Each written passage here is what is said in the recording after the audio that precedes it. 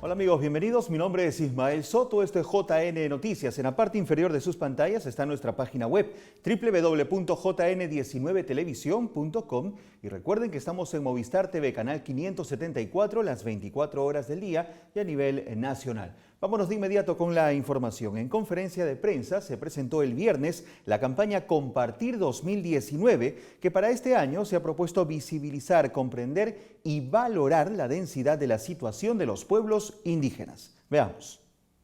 Visibilizar a los pueblos originarios de la Amazonía es la finalidad de la campaña Compartir. Así lo dieron a conocer en conferencia de prensa los obispos de la Iglesia Católica del Perú.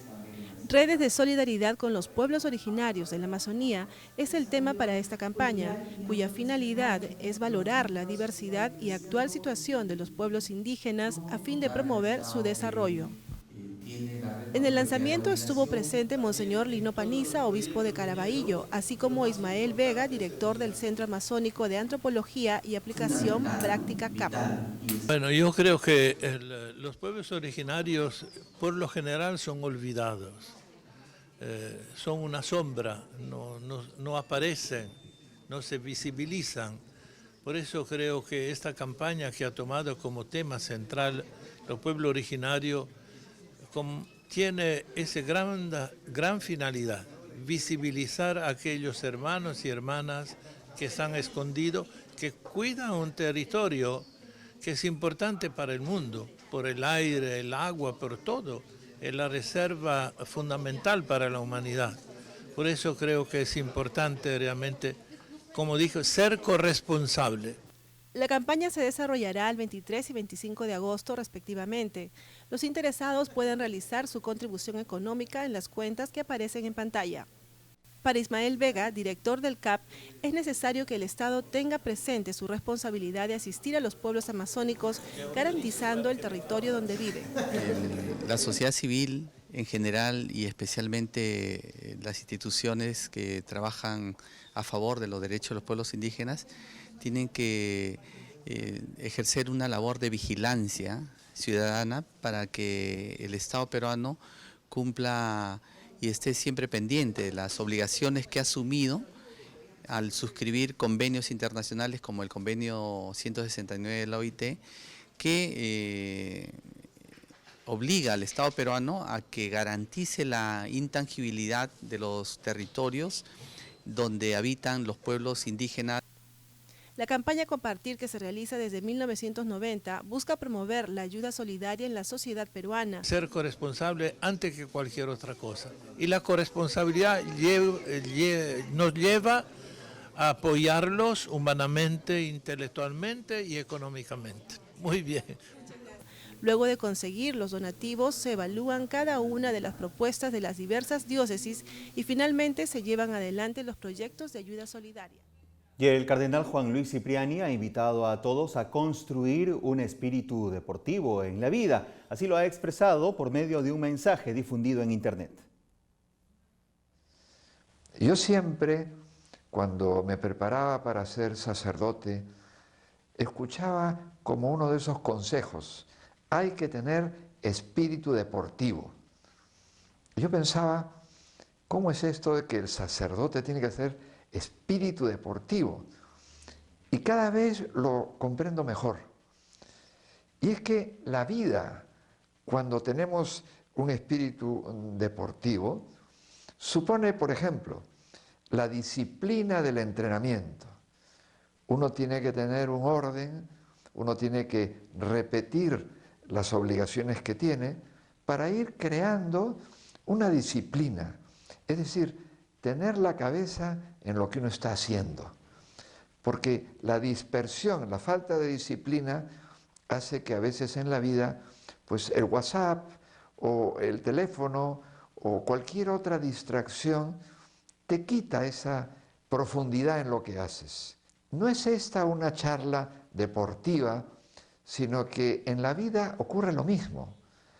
En la vida tenemos que saber trabajar en equipo. Es decir, darnos la mano unos a otros.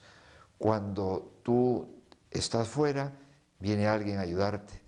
cuando alguien tiene una dificultad, siempre hay algún amigo. Pues en el deporte es igual. Cuando un jugador sube y no llega a tiempo, ya alguien lo cubre para poder, como equipo, responder ante ese momento difícil. Entonces, esa disciplina y ese jugar en equipo, la verdad que nos da una ventaja para afrontar el trabajo, la familia, la enfermedad. Nos ayuda a no decaer. A veces he escuchado, hay que aprender a perder. No, hay que aprender a ganar y hay que saber perder. ¿Cuántas veces yo he estado en el básquet jugando por la selección peruana y veías que era un momento difícil, complicado, por una falta que cobraban, por un árbitro no sé qué, porque uno de los jugadores se ponía un poquito tenso? Y ahí es donde el equipo, con grandeza de ánimo, con humildad, se crecía. En cambio, había otros que era permanente lamento, qué mala suerte, lo que pasó. El espíritu deportivo, sacar de las dificultades el aspecto positivo. ¿Cómo voy a superarlo mañana? No tener la lista de agravios y de culpables, sino el entrenamiento, el esfuerzo. Y también te digo, muchas veces en el deporte uno llega al límite de su capacidad física. Uno dice, ya no puedo más. Y ahí está el entrenador y ahí está esa clase del que tiene espíritu deportivo para sacar de donde no había el último esfuerzo. Así son los ganadores, así hemos visto en esta última competencia a un equipo de fútbol que nos ha llegado de orgullo y al mismo tiempo hemos visto la humildad de sus jugadores. Todo esto lo aplicamos ahora a la fe, la vida en la iglesia, la vida cerca de Cristo. Cristo nos anima a tener ese orden y disciplina. Cristo es ese entrenador que siempre me dice, ya vas a mejorar, acércate a la confesión, pide perdón por este mal momento, comprende a tu esposa, a tu hijo.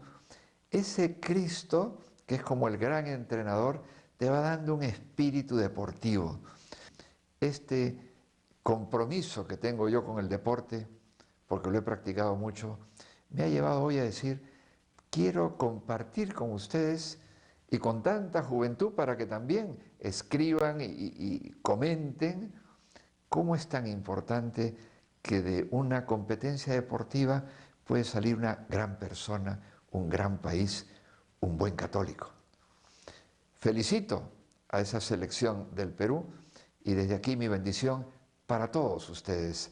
En el nombre del Padre, del Hijo y del Espíritu Santo. ¡Arriba Perú! Y el presidente del Congreso, Daniel Salaverry, anunció que la elección para la nueva mesa directiva del Parlamento será el 25 de julio, el mismo día en que acaba la legislatura ampliada y en el que deberían de haber aprobado ya las reformas políticas que son la iniciativa del Ejecutivo. Hasta el momento se han confirmado la postulación de Daniel Salaverry para permanecer en el cargo de presidente del Congreso. Sin embargo, diversos parlamentarios han manifestado que les parecería una buena opción. Es el diario La República quien nos traía esta información del ámbito político. Y nos vamos a otras noticias para contarles que con la finalidad de saludar al Perú, el tenor lírico peruano Juan Diego Flores, acompañado del coro juvenil Sinfonía por el Perú, le cantó a nuestro país desde la Plaza de Armas y anunció la creación de un nuevo Centro Internacional de Formación Musical.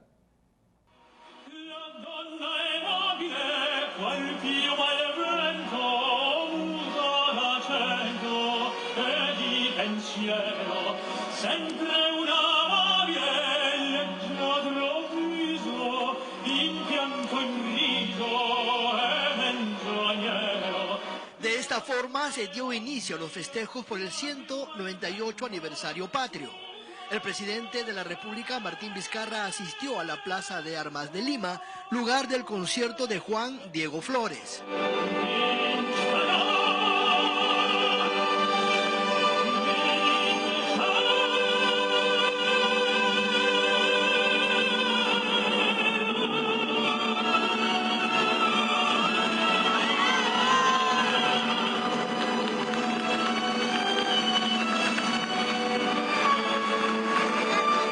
histórico concierto gratuito acompañado de la Orquesta Sinfónica y el Coro Juvenil Sinfonía por el Perú.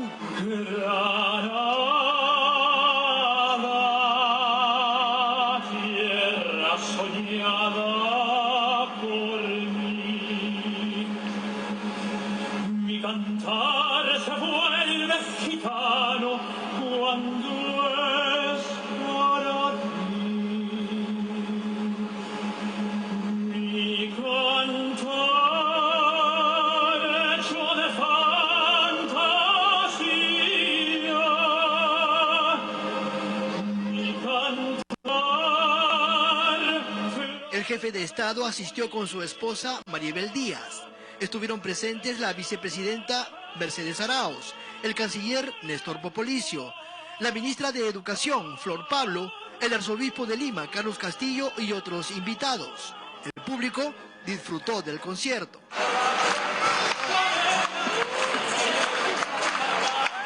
El regalo más grande que nos está dando. Imagínense, mucha gente no podemos ir a un concierto y estamos aquí.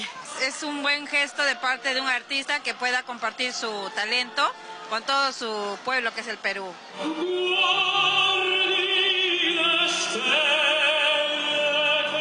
Fueron 15 piezas musicales desde ópera clásica, pasando por música peruana y latinoamericana, dirigidas por el maestro Hugo Carrio.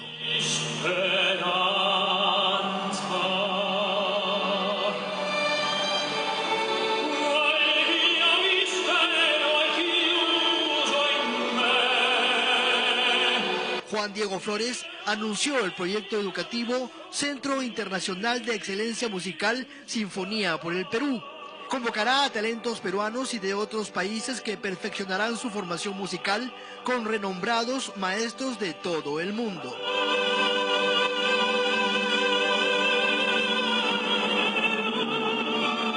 Hacemos una pausa, quédense con nosotros, volvemos con más información.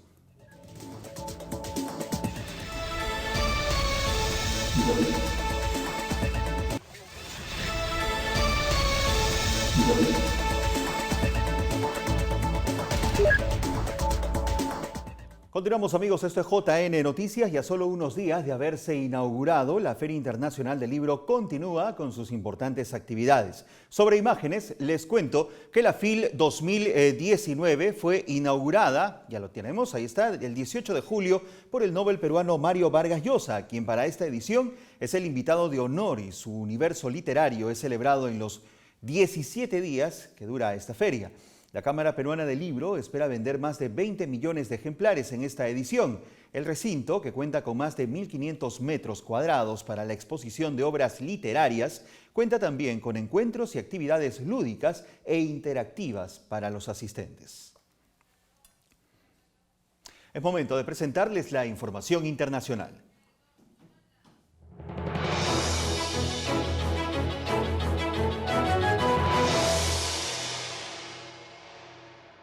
El gobierno ha promovido el decomiso y destrucción de más de 11.000 armas de fuego. De esta forma se busca combatir la creciente delincuencia que azota el Perú. Esta información ha dado la vuelta al mundo. Veamos. Más de 11.000 armas de fuego decomisadas por la policía peruana fueron destruidas. Pistolas, revólveres, carabinas, escopetas y armamento de fabricación artesanal fueron arrojados a un horno gigantesco del cual salieron convertidas en fierro fundido, para que no vuelvan a las calles de Perú. La fundición ocurrió en una planta siderúrgica de la ciudad portuaria de Pisco, a unos 250 kilómetros al sur de Lima, en un espectáculo pocas veces visto en el país. El ministro del Interior, Carlos Morán, indicó que la fundición busca alertar sobre los peligros de la proliferación de armas ilegales y sobre la importancia que tiene controlarlas. Las autoridades peruanas aseguran que en los últimos 7 años se han destruido poco más de 30.000 armas. Según el Instituto Nacional de Estadística, en lo que va del año el 26% de la población peruana fue víctima de algún hecho delictivo. Casi el 10% de esos hechos se cometieron con armas de fuego. En junio, el gobierno anunció la incorporación de 6.000 nuevos policías con el propósito de combatir la delincuencia. Y desde Argentina se informa que el obispo auxiliar de Santiago del Estero, Enrique Martínez Osola, ha pedido a los sacerdotes de la diócesis que adviertan a los feligreses de no votar por candidatos que apoyan la legislación o la legalización del aborto y las ideologías que atentan contra la integridad de la familia. Ha manifestado también su apoyo al trabajo de los grupos pro vida en pos de que las elecciones tengan, entre otras cosas, valores cristianos, pero sobre todo fundamentales. Y el Papa Francisco ha escrito y enviado una carta al presidente de Siria, Bashar al-Assad, en donde ha mostrado su preocupación por la creciente violencia que hay en ese país y sobre todo por el conflicto bélico que tiene ya varios años. El Papa Francisco ha escrito al presidente sirio, Bashar al-Assad, porque le preocupa la situación humanitaria de la población civil. La carta se la han entregado en mano dos cardenales, Peter Turkson y el actual nuncio en Damasco, Mario Zenari. El texto no se ha dado a conocer, pero sí se sabe que el Papa denuncia las dramáticas condiciones de la población en Idlib. De sus 3 millones de habitantes, 1.3 millones han tenido que escapar a campos de refugiados como este, es el campo de Al-Lob, al noreste del país. UNICEF denuncia que el 90% de la población son mujeres y niños y que es muy complicado hacerles llegar ayuda humanitaria. En su carta, el Papa propone a Assad gestos concretos para reconciliar al país, que haga posible condiciones para un regreso seguro de los desplazados y los exiliados, la liberación de las decenas de miles de presos políticos y que se informe a familiares de detenidos sobre su situación. Le pide también que proteja la vida de los civiles y la situación de escuelas y hospitales. A lo largo de estos más de 8 años de conflicto, la Santa Sede ha insistido en la necesidad de buscar una solución política viable para poner fin al conflicto, superando los intereses partidistas. Y el Papa Francisco ha nombrado al científico alemán Stefan Walter Hill como miembro de la Pontificia Academia de las Ciencias. Esta academia es de alcance internacional, multirracial en su composición y no sectaria en la elección de sus miembros. El trabajo de la academia incluye 6 grandes áreas: ciencias básicas, ciencia y tecnología de los problemas globales, ciencia de los problemas del mundo en desarrollo, política científica, bioética y epistemología. Esta información llega por la página web Cenit, que está en sus pantallas. Y se cumplen 25 años de la restauración de uno de los lugares más fascinantes que hay en la Santa Sede, la Capilla Sixtina, cuyos trabajos se iniciaron en el año 1980. Se cumplen 25 años de la restauración de uno de los lugares más fascinantes del mundo, la Capilla Sixtina. Las obras comenzaron en 1980. Curiosamente, hicieron falta más años para restaurar estos frescos que para pintarlos, pues Michelangelo tardó solo 9 años y los restauradores 13. El humo, el polvo y los materiales usados para otras restauraciones como goma arábiga y óleos se habían comido los colores originales de la obra. Usaron andamios parecidos a los que tenía Michelangelo y los apoyaron en los mismos foros que dejó el genio renacentista. Gran parte del coste lo cubrió el canal japonés Nippon Television Network Corporation, que entregó $4,2 millones a cambio de tener 3 años de derechos exclusivos de las fotos y el vídeo. Estos derechos vencieron en 1997. Para conservar la memoria del trabajo, los expertos dejaron algunos puntos sin restaurar para que se pudiera apreciar la diferencia. Con esta ceremonia, en 1994, Juan Pablo II mostró al mundo el espectacular resultado de 13 años de trabajo. Juan Pablo II pidió a quienes admiran esta obra que redescubran la perspectiva religiosa que inspiró a Michelangelo y que sigue siendo válida, pues favorecerá el desarrollo de la unidad y la auténtica paz entre los pueblos del mundo. Y hace 10 años nació un proyecto que busca llevar esperanza a los pueblos y personas más alejadas en Venezuela. Se trata de una asociación civil sin fines de lucro que quiere recuperar el valor del trabajo en sociedad. Hace 10 años, en las agitadas calles caraqueñas, nació un proyecto que busca llevar esperanza a los rincones más recónditos de Venezuela. Se trata de Trabajo y Persona, una asociación civil sin fines de lucro que quiere recuperar el valor del trabajo en la sociedad venezolana y así la dignidad de la persona. Lo hacemos a través del desarrollo de distintos programas de formación para mujeres y jóvenes en sectores populares de Venezuela, principalmente ofreciendo educación en oficios y en el emprendimiento a nivel popular. Entre sus proyectos destacan la formación de jóvenes de bajos recursos para emprendimientos en el sector de la construcción de muebles, mecánica, peluquería e incluso en la industria chocolatera.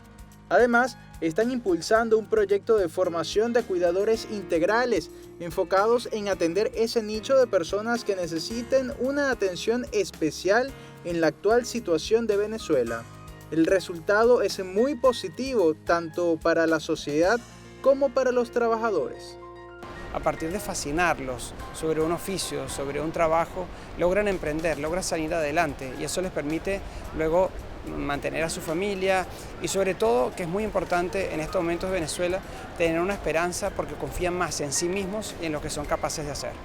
Todo esto lo han podido desarrollar gracias a alianzas con centros de formación, universidades, empresas privadas, organizaciones no gubernamentales e instituciones públicas europeas. Toda una maquinaria dedicada a dar esperanza. Estamos viviendo momentos de oscuridad, momentos difíciles, pero como dice una de mis hijas, aunque caiga un palo de agua, siempre hay un pedacito de cielo azul y si nos juntamos y trabajamos juntos, podemos echar para adelante. Pasión, dedicación y ganas de seguir apostando a Venezuela. Bien amigos, ahora tenemos el mensaje que el Papa Francisco ha dejado a todos en su cuenta en Twitter y es el siguiente. El testimonio nace del encuentro con Jesús vivo. Santa María Magdalena, apóstol de la esperanza, ruega por nosotros. Sigan al Papa Francisco en @pontifex_es.